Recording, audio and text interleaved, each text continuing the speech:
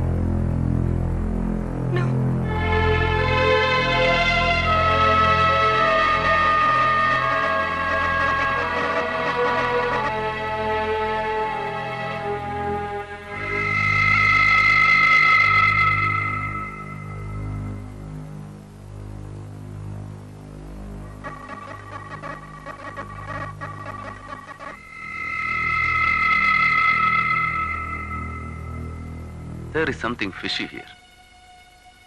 എതിരെയുള്ള ഗ്ലാസ്സിൽ കാണുന്ന റിഫ്ലക്ഷന് വ്യത്യാസമുണ്ടല്ലോ. അതൊരു കിരണിന്റെ തന്നെയാണെന്ന് എനിക്കൊരു സംശയം.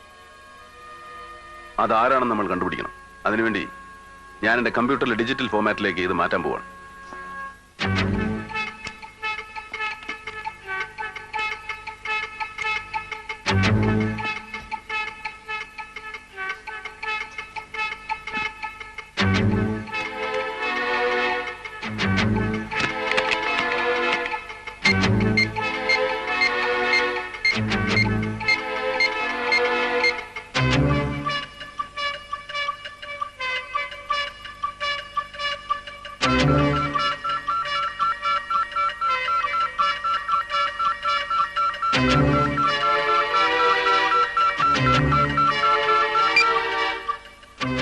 കിരണിന്റെ ഔട്ട് ഫിഗർ മെഷർമെന്റും റിഫ്ലക്ഷന്റെ ഔട്ട്ലൈൻ മെഷർമെന്റും തമ്മിൽ വ്യത്യാസമുണ്ടല്ലോ. ഐ മീൻ, കൊല ചെയ്തത് മറ്റാരോ ആണെന്നുള്ള നിന്റെ സംശയം ശരിയാണ്.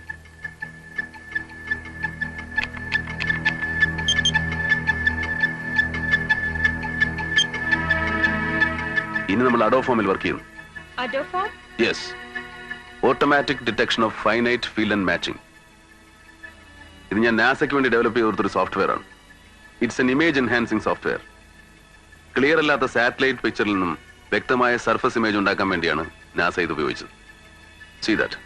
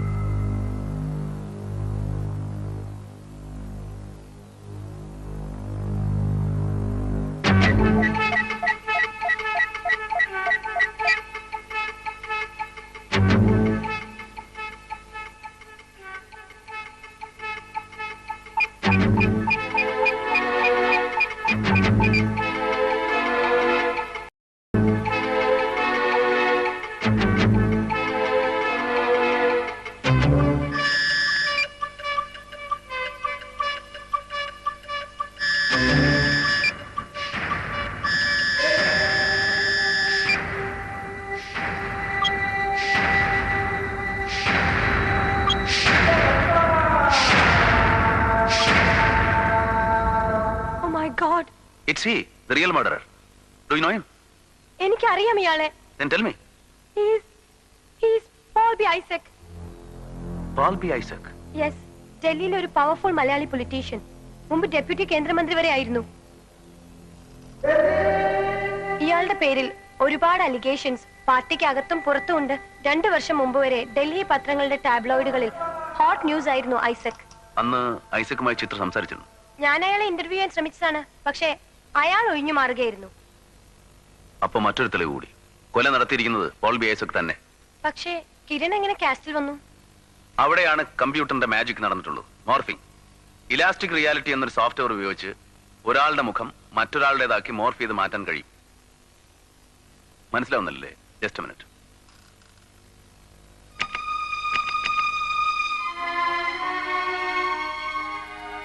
ഇത് അഡോഫോം ഉപയോഗിച്ച് ഡിറ്റക്ട് ചെയ്തെടുത്ത പോൾ ബി ഐസക്കിന്റെ ഇമേജ്.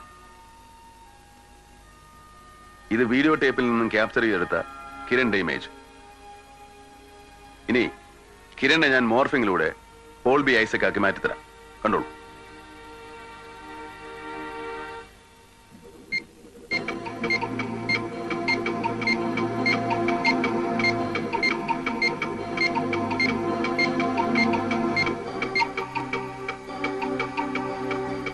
ഇനി തിരിച്ച് ഐസക്കിനെ കിരൺ വർമ്മയാക്കുന്നു.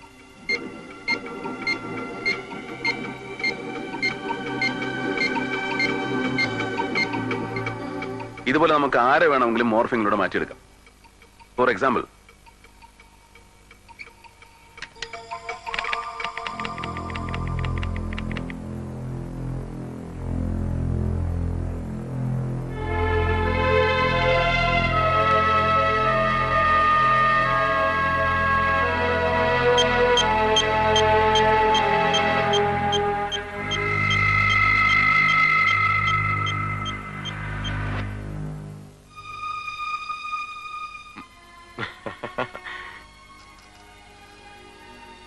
Any doubts?